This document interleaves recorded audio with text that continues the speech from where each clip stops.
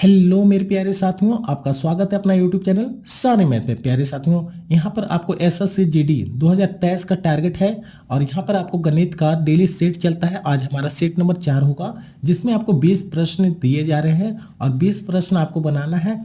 पहले आपको करना क्या है कि जो स्क्रीन पर जैसे ही आपका प्रश्न आएगा आपको फटाफट बनाना है और साथ में आपको कमेंट करके बताना है आपको क्या आंसर आया। उसके बाद मैं जो सॉल्यूशन करूंगा उससे मिलाइएगा कि आपका सही है या फिर गलत है। तो चलिए शुरुआत करते हैं। और आज का हमारा पहला प्रश्न है, लिखा हुआ प्रश्न में कि एक बैग है, एक व्यक्ति ने 1200 रुपया प्रति बैग की दर से 12 बैग खरीदा।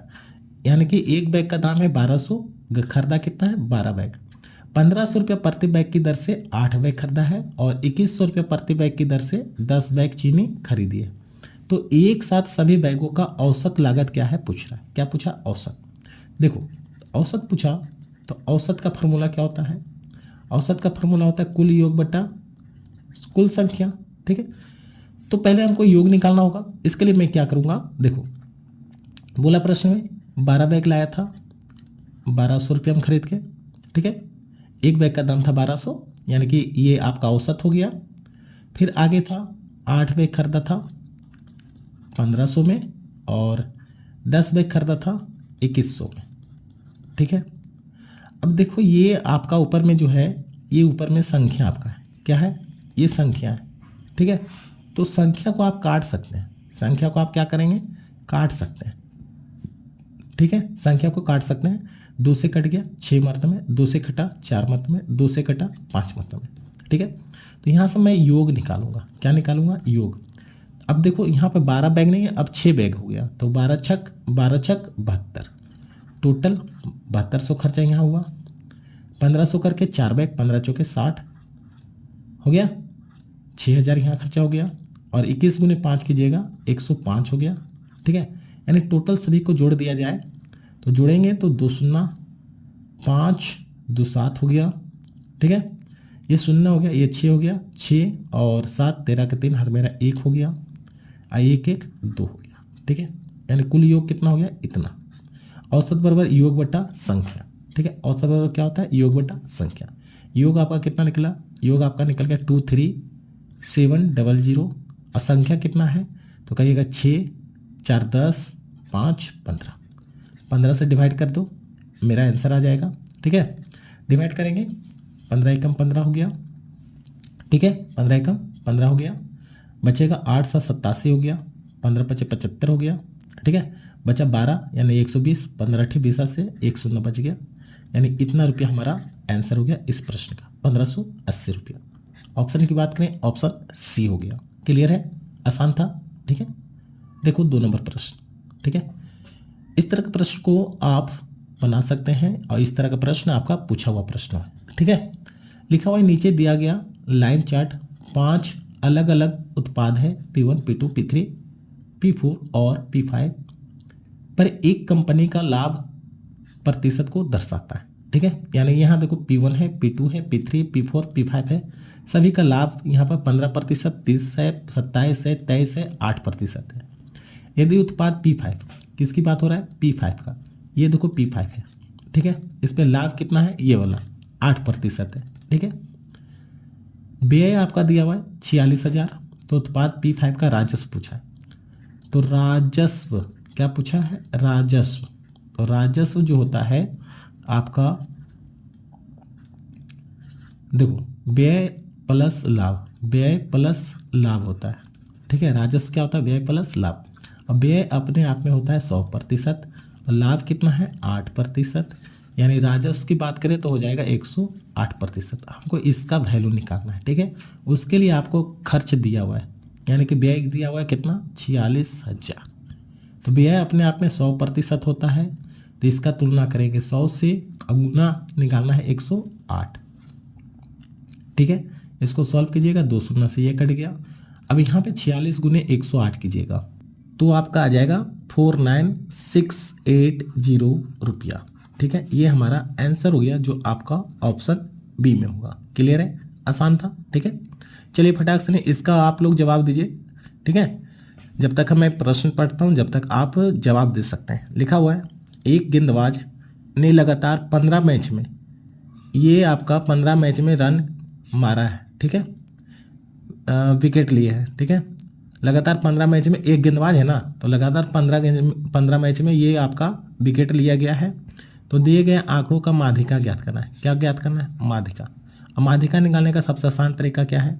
सभी को बढ़ते क्रम में लिख दो। सभी को बढ़ते क्रम में लिखेंगे तो 1 शून्य, शून्य कितना है? 1 2 3, 1 2 3 शून्य हो गया। उसके बाद 1 देखो कितने बार है? 1 1 2 बार है, 2 बार। उसके बाद 2 देखा जाए तो 1 2 3 4, 1 2 3 4, ठीक है। 2 के बाद 3 देखा जाए तो 1 2, 2 ही बार है, 2 बार लिख दिया। 3 के बाद 4 देखा जाए तो 1 बार 4 है। 5 देखा जाए 1 2 3, टोटल कितने संख्या गिन लेते हैं, मिला लेते हैं। 1 2 3 4 5 6 7 8 9 10 11 12 13 14 15। यहाँ देखा जाए 1 2 3 4 5 6 7 8 9 10 11 12 13 14 15, ठीक है। तो माध्यिका जो होता है ये आपका कितने संख्या था? 15 संख्या, यानी बीच वाला संख्या ही मेरी माध्यिका हो जाता है। तो 15 है तो 7 इधर होना चाहिए, 3 2 5 2 7, और 7 इधर होना चाहिए, 3 2 5 2 7। ये बीच वाला आ गया, यही हमारा क्या हो गया? माध्यिका। यही हमारा क्या हो गया? माध्यिका हो गया, जो आपका ऑप्शन डी में। क्लियर है? माध्यिका निकालना है तो बढ़ते क्रम में सजा दो और बीच वाली संख्या ही मेरी माध्यिका हो जाएगा। क्लियर है? चलिए अगला सवाल, फटाफट इसका जवाब दीजिए तो आप लोग जल्दी से, ठीक है। लिखा हुआ है यदि 9,800 रुपया की राशि 6 वर्ष में 4,704 रुपया का साधारण ब्याज देती है तो प्रति वर्ष ब्याज की दर पूछा। क्या पूछा है? दर, ठीक है। तो साधारण ब्याज का आप लोग फार्मूला पढ़े होंगे। साधारण ब्याज बराबर होता है मूलधन गुने दर गुने टाइम बटा 100। बस ये फार्मूला पे सभी को बैठा दो, मेरा आंसर यहाँ पर आ जाएगा। ये ब्याज था, मूलधन आपका 9,800 है, दर आपको निकालना है और टाइम आपका 6 दिया हुआ है। अब बटे में कीजिएगा 100। यहाँ से हम लोग सॉल्व करेंगे। ये शून्य से ये 2 शून्य कट गया, ये 6 से ये काट दो, ठीक है, 6 से कट जाएगा। 7 42, 5 0 50 हो गया, 8 6 48, 2 4 24 हो गया, 6 चौका 24। अब यहाँ से ये देखो ये भी कट जाएगा, ठीक है। 8 में 4 आता है, 8 मरतबे में। कितने मरतबे में? 8 मरतबे में। यानी कि हम कह सकते हैं रेट कितना हो गया? 8%। ऑप्शन की बात करें, ऑप्शन सी हो गया, ठीक है। हमसे पहले बना के दिए हैं ना, ठीक है। सभी का 8% आना चाहिए। क्लियर है? ठीक है। देखो 5 नंबर बहुत ही आसान है, ये आपको सॉल्व करना है, ये आपको सॉल्व करना है। तो सॉल्व करना है तो 7 चौका 28 1 29/4 प्लस का ब्रैकेट 6 प्लस, सबसे पहली बात तो सॉल्व करना है हमको छोटी ब्रैकेट वाला, ठीक है। तो यहाँ पर सॉल्व कर लेते हैं डायरेक्ट। ये कट जाएगा 2 मरतबे में, आइए 5 में से 2 गया 3, तो मैं यहाँ पे 3 लिख देता हूँ -1, ठीक। 29/4 प्लस में 6, इसको बाहर निकालेगा तो प्लस में आएगा, 6 3 9, 9 में से 1 गया 8, ठीक है। इसको सॉल्व कीजिएगा, भिन्न का जोड़ हो गया, ये 29 रह गया, 8 चौके 32 हो गया, ठीक। जोड़िएगा 9 2 11 के हाथ मेरा 1, 3 2 5 1 6, 61/4, 61/4 हमारा आंसर हो गया इस प्रश्न का, ठीक है। आसान था। 6 नंबर, चलिए जल्दी जल्दी फटाफट बनाइए। तो लिखा हुआ है यदि रोहित 22 घंटा में इतना किलोमीटर की दूरी तय करता है तो रोहित की गति, बहुत ही आसान हो गया। गति पूछा यानी कि चाल की बात हो, और चाल बराबर होता है दूरी बटा टाइम। दूरी आपको 1188 दिया हुआ है और टाइम आपको कितना दिया हुआ है? 22। ये आपका किलोमीटर में है, ये आपका घंटा में है, तो किलोमीटर प्रति घंटा में आएगा, लेकिन सारे ऑप्शन किस में है? मीटर प्रति सेकंड में है। तो हम लोग क्या करेंगे? 5/18 से गुना कर देंगे, ठीक है। ये 11 से कट गया 2 मरतबे में, ये 11 से कट गया 108 मरतबे में, ठीक है। ये 200 ये कट गया, 5 4 54, ये 18 से कट गया 3 मरतबे में, यानी 5 दिया 15 मीटर पर सेकंड, ठीक है। इसका ऑप्शन सी। आपको लग रहा होगा बहुत ही आसान है, लेकिन यहाँ पर जितने भी प्रश्न लाया हूँ सारे एग्जाम का पूछा हुआ प्रश्न है, ठीक है। 7 नंबर लिखा हुआ प्रश्न में 24 छात्रों के एक समूह का औसत वजन में 2 किलोग्राम बढ़ जाता है जब शिक्षक का वजन भी इसमें शामिल किया जाता है। यानी जितने भी छात्र था उसमें प्रत्येक में 2 किलोग्राम कब बढ़ गया, जब शिक्षक का वजन क्या हो गया, इसमें शामिल किया जाता है। यदि 24 छात्रों के समूह का प्रारंभिक औसत 30 किलोग्राम था तो शिक्षक का वजन कितना है पूछ रहा है। ठीक है, तो देखो बच्चों, शुरुआत में 24 छात्रों का वजन कितना था, औसत में 30 केजी। अगर टीचर भी 30 केजी लेके आता तो औसत में कोई परिवर्तन नहीं था, लेकिन औसत 2 केजी प्रति किलोग्राम बढ़ गया, यानी शिक्षक आया ज़्यादा वजन लेके।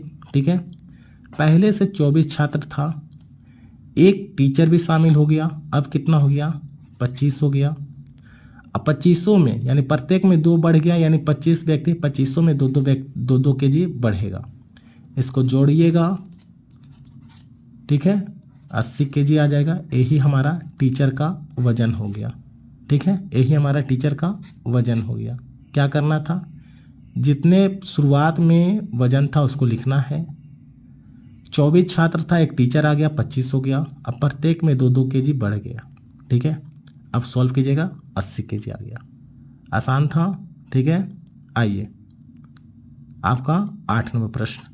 लिखा हुआ प्रश्न में एक वस्तु का विक्रय मूल्य और लागत मूल्य दिया हुआ है। विक्रय मूल्य यानी कि सेलिंग प्राइस, लागत मूल्य यानी कि कॉस्ट प्राइस। तो हानि प्रतिशत क्या है पूछ रहा है। बहुत ही आसान है। देखो यहाँ पर खरीदा है 2100, ये आपका क्रय मूल्य है, ये आपका विक्रय मूल्य है। खरीदा इतना में, अब बेच दिया इतना में, तो यहाँ पर हानि हो जाएगा, यानी लॉस हो जाएगा। कितना को हो जाएगा, घटा दो।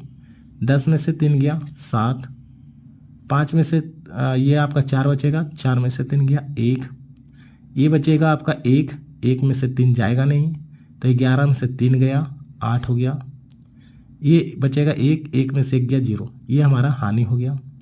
प्रतिशत हानि पूछा, तो हानि है 817 का, कितने पर, 2150 पे, और गुने कर देंगे 100%। ठीक है, अब इसको सॉल्व करेंगे। 1 शून्य से ये कट गया, 5 से काटिएगा, 5 चौके 20, 5 दिया 15, ये 5 से काटिएगा 2 हो गया, ये 3 से 43 से काटिएगा, ये आपका कट जाएगा 19 मतम में। ठीक है, तो यहाँ हो गया 19 दूनी 38%। कितने प्रतिशत का, 38%। यही हमारा इस प्रश्न का सही जवाब हो गया। क्लियर है, आसान है ना। देखो मैं आपको सिखाने की कोशिश कर रहा हूँ कि इस तरह का प्रश्न आएगा तो आपको डरना नहीं है। ठीक है, लिखा हुआ प्रश्न में 9 नंबर, यदि किसी वृत्त का व्यास 15% बढ़ जाता है तो उसके क्षेत्रफल में कितने प्रतिशत का वृद्धि होगा। तो किसका क्षेत्रफल की बात हो रहा है, वृत्त का। अब वृत्त का क्षेत्रफल क्या होता है, पाई आर स्क्वायर। तो पाई तो कॉमन होगा, परिवर्तन किस में हुआ, आर स्क्वायर। तो यहाँ आर स्क्वायर यानी आर गुनी आर कितने बार है, 2 बार है। ठीक है, जब भी परिवर्तन की बात हो यहाँ पर 2 बार यानी कि 2 वेरिएबल आ जाए तो आप लोग एक फार्मूला लगा दीजिएगा, a + b + ab/100%। ठीक है, कितना का वृद्धि हुआ, 15 का, 15 + 15 + 15 गुने 15/100 कर दीजिएगा। ठीक है, अब इसको सॉल्व कीजिएगा, 15 15 30, यहाँ कीजिएगा तो 15 गुने 15 225 पे, यानी कि यहाँ सॉल्व पूरा कीजिएगा तो 32.25%। ये हमारा आंसर हो गया इस प्रश्न का। ठीक है, आसान था ना। चलिए 10 नंबर, तो हमारा 10 नंबर क्वेश्चन आ गया। लिखा हुआ प्रश्न में मोहित 10 मीटर प्रति सेकंड की गति से अपने कार्यालय जाता है और x किलोमीटर प्रति घंटा की गति से घर लौटता है। यदि पूरी यात्रा के लिए मोहित का औसत गति 12 मीटर प्रति सेकंड है तो x का मान पूछा। ठीक है, बहुत ही आसान प्रश्न है। देखो यहाँ पर ये घर था, ये ऑफिस है, घर से ऑफिस गया कितने का स्पीड से, 10 का स्पीड से। ठीक है, 10 का स्पीड से, और ऑफिस से घर आया x मीटर प्रति सेकंड की चाल से। तो जब दूरी समान हो गया, यहाँ पे क्या है, दूरी समान हो गया, क्या है, दूरी सेम है, तो दूरी सेम हो गया तो औसत चाल यानी कि एवरेज स्पीड की बात किया जाए तो इसका फार्मूला होता है 2xy बटा एक्स प्लस वाई।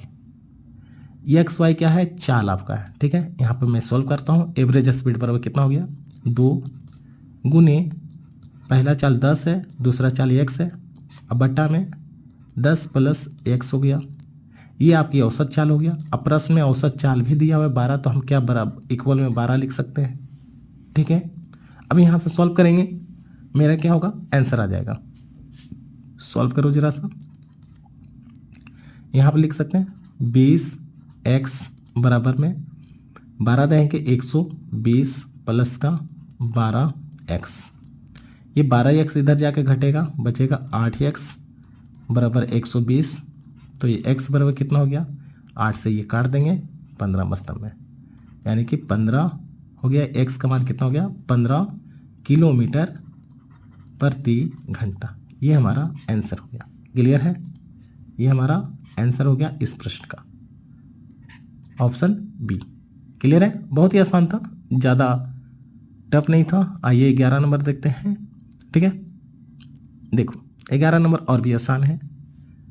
11 नंबर कहता है कि a अनुपात b बराबर दिया हुआ है, b अनुपात c भी दिया हुआ है, a b c का अनुपात पूछा है। क्या पूछा, a b c क्या क्या दिया हुआ है, a b का मान दिया है 7:8, अब b c दिया है 7:9, ठीक है। इस तरह का प्रश्न को सॉल्व करना क्या है, इसको इससे करना है गुना, फिर इससे इसके साथ और फिर इसके साथ करना है गुना। तो 7 गुने 7 49 हो जाएगा, 8 सत्ते 56 हो जाएगा, 9 8 72 हो जाएगा। ये हमारा हो गया आंसर। देख लो ऑप्शन बी में है, ठीक है, बहुत ही आसान था। आइए 12 नंबर देखो प्यारे साथियों, वीडियो अच्छा लग रहा है ना तो लाइक कीजिए और चैनल को भी सब्सक्राइब कर लीजिएगा, क्योंकि प्रतिदिन आपको यहाँ पर इस तरह का सेट की व्यवस्था की गई है, ठीक है। 12 नंबर कहता है कि रोहित एक संख्या को 2 से विभाजित करने के बजाय 2 से गुना कर दिया, तो परिणामी संख्या सही मान से कितना प्रतिशत होगी जो पूछ रहा है। यानी कि जो प्राप्त संख्या आएगा सही संख्या से कितना अधिक होगा या फिर कितना प्रतिशत है, डायरेक्ट बोला, अधिक या कम नहीं बोला, कितना प्रतिशत है जो पूछ दिया, ठीक है। तो मान लो संख्या 1 है, संख्या मेरा 1 है, यहाँ पे सही और यहाँ पे गलत लिखते हैं। संख्या मेरा 1 था, 2 से विभाजित करना था, तो यहाँ पर आना चाहिए था 1/2।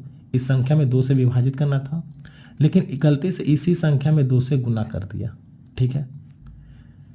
क्लियर है यहाँ तक। अब सबका अनुपात हो गया। अनुपात कभी भी भिन्न के रूप में नहीं होता है। ये 2 है नीचे, तो 2 को हटाना है तो सभी में 2 से गुना कर देना है, सभी में 2 से गुना कर देना है, ठीक है। ये 1 हो गया और ये हो गया आपका 4।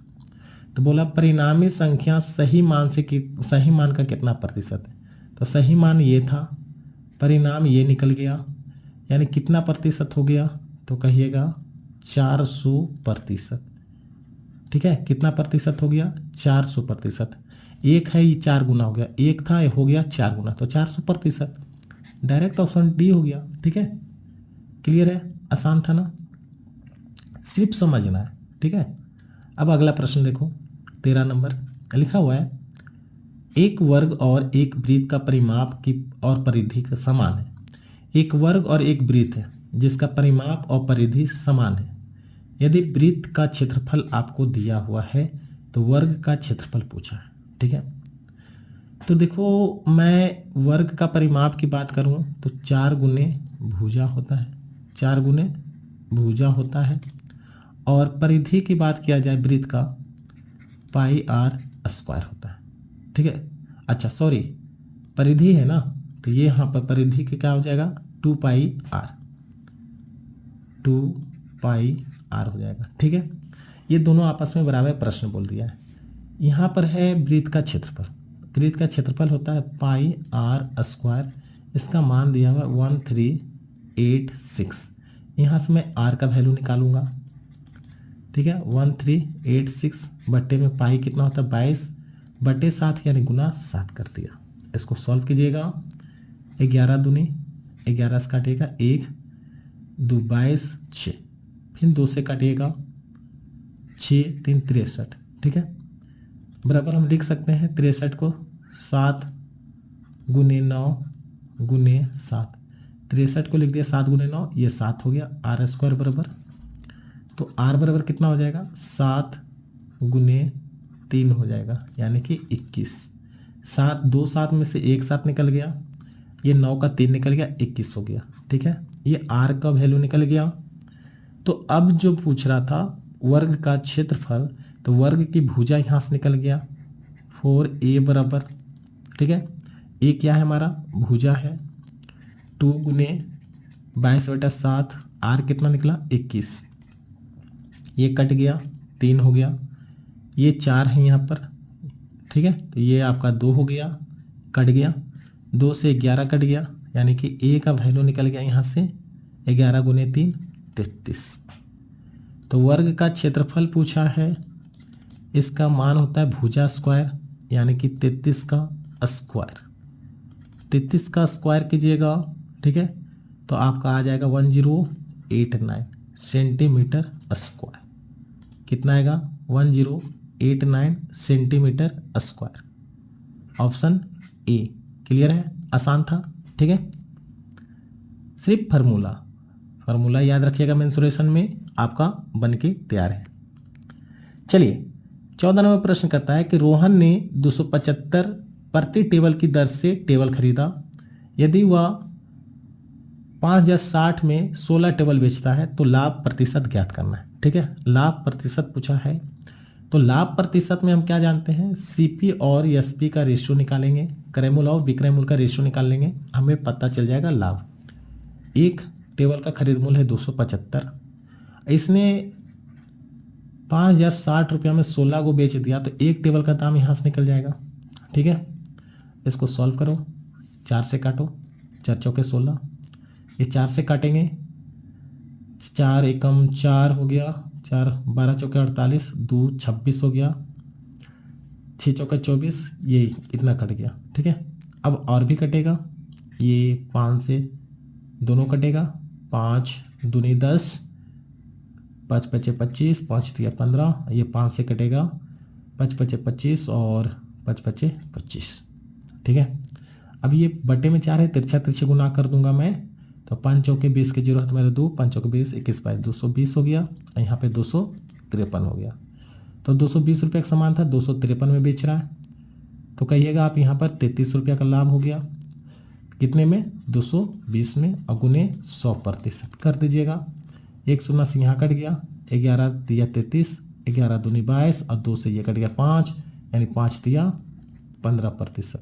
ये हमारा आंसर हो गया इस प्रश्न का, ठीक है। आसान है ना, देखो ज़्यादा आपको समझना भी नहीं है, अगर बनाया हुआ रहेगा तो आराम से बनेगा और इसी तरह से बनेगा, ठीक है।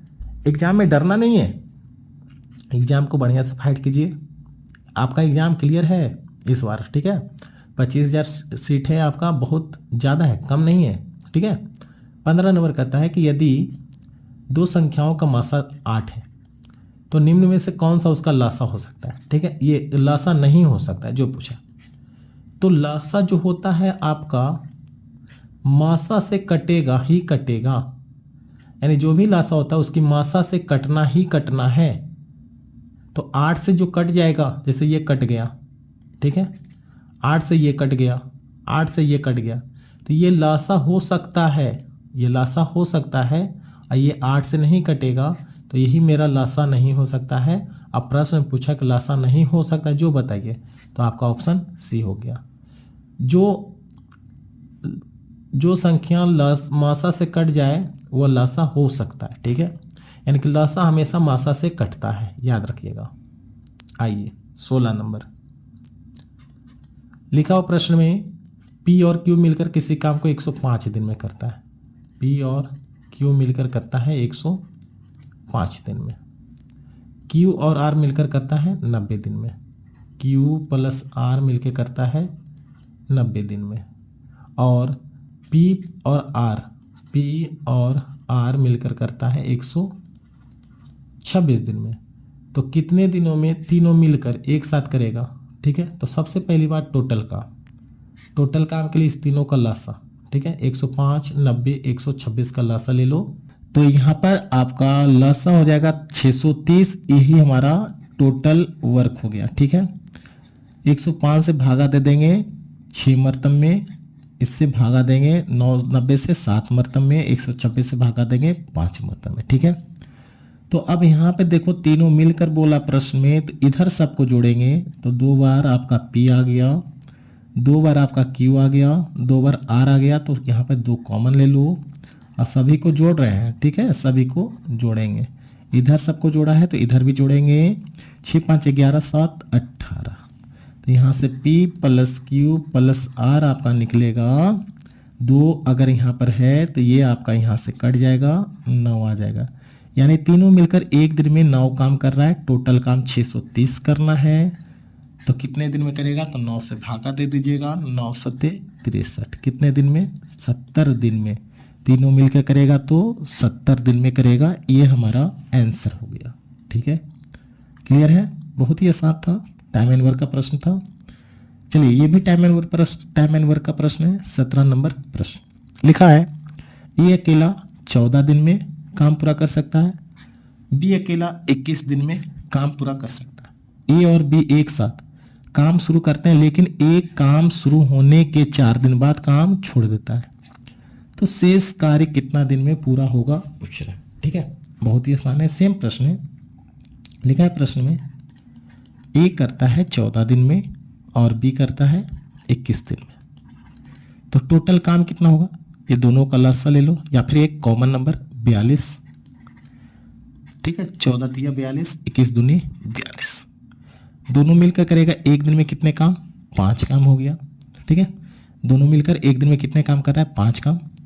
तो ए ने काम शुरू, क्या लिखा है प्रश्न में, ए और बी साथ में काम शुरू करता है, ए ने काम 4 दिन बाद छोड़ दिया, तो 4 दिन बाद ए काम छोड़ा, यानी हमको कहना है कि दोनों मिलकर शुरू किया काम। तो 4 दिन बाद ए छोड़ा, यानी 4 दिन तक तो ए काम किया, यानी शुरुआत में ए और बी मिलकर कितने दिन काम किया, 4 दिन। एक दिन में कितना काम करा था, 5 काम, 4 दिन कर लिया तो 20 काम तो हो गया मेरा। तो शेष काम कितना बचा मेरा, टोटल 42 काम था, उसमें से 20 काम तो हो गया, आपको बचा कितना, 22 काम। ये 22 काम अब कौन करेगा, बोला प्रश्न में शेष कार्य कितने दिन में समाप्त होगा। ए चला गया तो बी काम करेगा, अब बी काम करेगा तो एक दिन में कितने काम कर रहा है, 2 काम, तो 20 शेष काम को कितने दिन में करेगा, तो 22/2 कीजिएगा, 11 दिन। 11 दिन हमारा आंसर हो गया। ठीक है, समझ में आया है ना, आसान था। चलिए ये आपका टेबल चार्ट है, लिखा हुआ है नीचे दिए गए बार चार्ट में मिठाई आपका S7 तक मिठाई है, 7 अलग अलग किस्म बनाने का उपयोग किए जाने वाले चीनी की मात्रा को दिखाया गया। यानी ये जो प्रतिशत दिखाया गया है, ये आपका चीनी की प्रतिशत दिखाया गया, जो मिठाई के कुल वजन का प्रतिशत के रूप में दिखाई देता है। ठीक है, यहाँ तक पढ़ लिए, आगे पढ़िए। लिखा, यदि मिठाई S5 और S3 का संयुक्त वजन 300 kg है। ठीक है, S5 और S3, S3 यहाँ पर हो गया, S5 आपका यहाँ हो गया, S3 में है 16%, S5 में आपका देखा जाए तो ये आपका है 22%। ठीक है, चीनी की मात्रा, तो दोनों का जोड़ के 300 kg है, तो इन दोनों मिठाई में एक साथ इस्तेमाल की जाने वाली चीनी की कुल मात्रा बोला, एक साथ। अब बताओ, S3 का अलग से वजन पता नहीं है, S5 का अलग से वजन पता नहीं है, लेकिन दोनों को मिलाकर 300 kg बोला है, तो दोनों को मिलाकर बोला है, तो इसमें चीनी की मात्रा पूछा है, कुल कितना है। तो S3 का अलग से वजन पता रहता तब ना हम कहते हैं कि इसका 16% चीनी है, S5 का अलग से वजन पता रहता तब ना कहते इसमें 22% चीनी है, लेकिन अलग से वजन तो है नहीं। तो ये 300 kg में S3 कितना है, S5 का वजन कितना पता नहीं है, इसलिए इसका आंसर हो जाएगा ज्ञात नहीं किया जा सकता है। ठीक है, इस प्रश्न का सही जवाब हो जाएगा। आइए 19 नंबर, लिखा 19 नंबर कि एक कुर्सी और एक मेज का अंकित मूल्य का अनुपात 2:3 है। दुकानदार कुर्सी पर 20% का छूट देता है। यदि कुर्सी और मेज दोनों का संयुक्त छूट 26% है, तो मेज पर दी गई छूट क्या होगा जो पूछ रहा है। ठीक है, चलिए बहुत ही आसान प्रश्न हो गया। ठीक है, अंकित मूल 2:3 दिया हुआ है। ठीक है, कुर्सी और मेज का 2:3 दिया हुआ है अंकित मूल।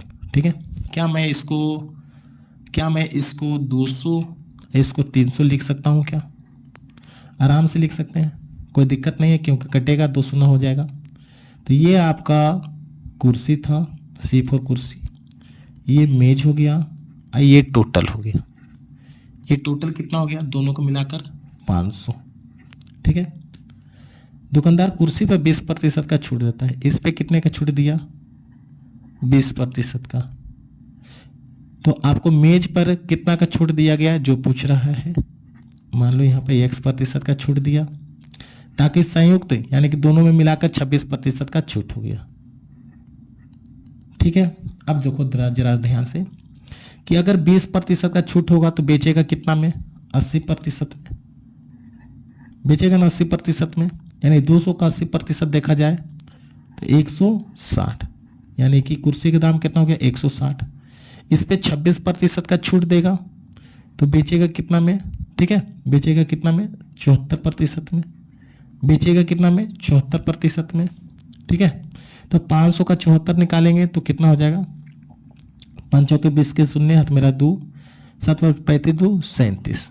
ठीक है, तो अब बताओ यहाँ पर ये दोनों का जोड़ के इतना होना चाहिए, ये दोनों का जोड़ के इतना होना चाहिए ना, दोनों का कुर्सी और मेज का जोड़ के इतना होना चाहिए। तो जोड़ो, यहाँ पर क्या होना चाहिए? तो कहिए घटा दीजिए, 0 हो गया, 7 में से 6 गया 1 हो गया। ठीक है, और ये बचा 3 में से 1 गया 2, 210। कितना होगा? 210, यानी 300 का मेज था 210 रुपया में बेच रहा है। 300 का मेज था 210 रुपया में बेच रहा है, छूट कितना के देगा? तो कहिएगा 90 रुपया की छूट दे दिया। कितना की छूट दिया? 90 का। किस पे? 300 पे, गुने 100%। 200 से ये कट गया, 3 से ये कट गया 30, यानी छूट प्रतिशत कितना दिया मेज पे? 30% का। ये हमारा आंसर हो गया। ठीक है, आसान था ना? क्लियर है? बहुत ही आसान प्रश्न पूछता है। ठीक है, सिर्फ आपको कंसेप्ट क्लियर होना चाहिए। देखो हमारा जो 20 नंबर प्रश्न है लिखा हुआ है, यदि एक कंपनी में हर 2 वर्ष में इंजीनियरों की संख्या दुगनी हो जाती है तो इंजीनियरों की संख्या अपनी मूल संख्या को 1024 गुना होने में कितना समय लगेगा पूछ रहा है। तो 1024 होने में, यानी 2 का अगर बात किया जाए कि इंजीनियर की संख्या 2 है तो फिर 4 हो जाएगा, फिर 8 हो जाएगा, इसी तरह आगे बढ़ेगा और कहाँ तक? 1024 तक। ठीक है, यानी हम यहाँ कह सकते हैं कि 2 पे पावर जो 10 होता है ये होता है 1024 के बराबर।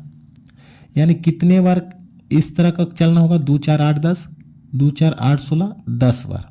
ठीक है, ये तो लगातार कंटिन्यू है, लेकिन बढ़ रहा है प्रत्येक 2 साल में, इसलिए यहाँ जो वर्ष होगा आपका 10 बार तो ऐसे हुआ और गुने प्रत्येक 2 साल पर, इसलिए 20 वर्ष। क्या हो जाएगा? 20 वर्ष हमारा आंसर हो जाएगा। ठीक है, उम्मीद है प्यारे साथियों आपको यह वीडियो अच्छा लगा हो। ठीक है, लाइक कीजिए और चैनल को भी सब्सक्राइब कीजिए, अपने दोस्तों में भी शेयर कीजिएगा। तो आज के लिए बस इतना ही, फिर मिलेंगे अगले वीडियो में। तब तक के लिए धन्यवाद। जय हिंद, वंदे मातरम।